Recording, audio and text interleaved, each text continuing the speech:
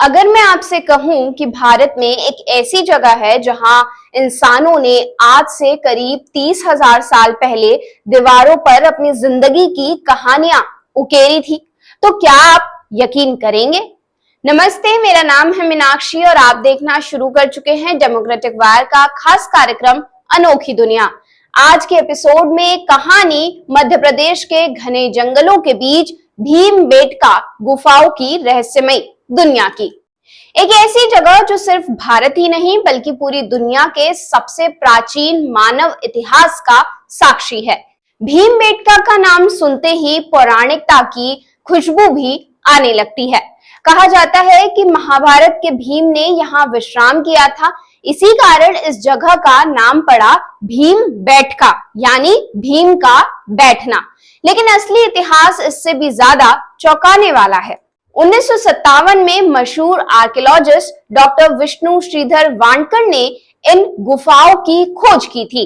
जब वो ट्रेन से भोपाल के पास सफर कर रहे थे तो उन्होंने पहाड़ियों की बनावट को देखकर अनुमान लगाया कि ये जगह कुछ खास है। उनके अनुमान सही निकले। यहाँ मिले चट्टानों पर उकेरे गए अद्भुत चित्र और संरचनाएं जो हमें इंसानी सभ्यता की प्राचीनतम झलके दिखाते हैं। तो आखिर भीमबेटका की गुफाओं में है क्या? यहाँ की दीवारों पर इंसानों ने अपने जीवन के चित्र बनाए हैं।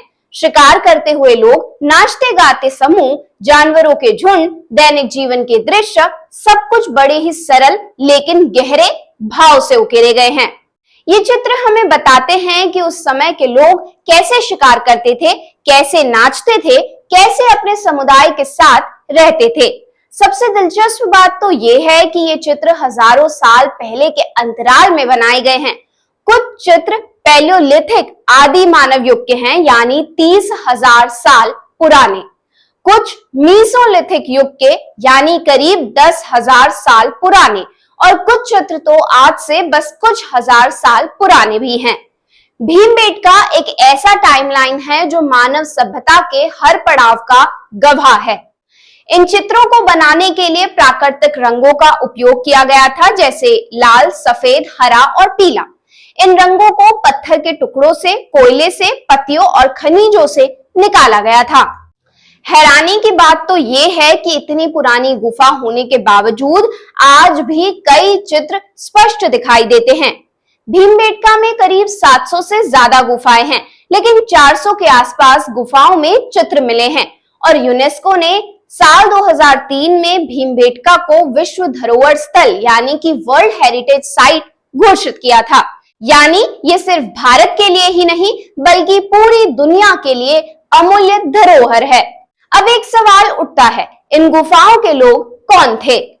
इतिहासकारों के मुताबिक ये हमारे आदि मानव पूर्वज थे, हंटर गैदरर्स, जो जंगलों में रहते थे, झुंड बनाकर शिकार करते थे और धीरे धीरे सभ्यता की ओर बढ़ रहे थे। इन चित्रों से हमें पता चलता है कि इंसानों की सोचने, समझने और भावनाएं व्यक्त करने की क्षमता कितनी पुरानी है।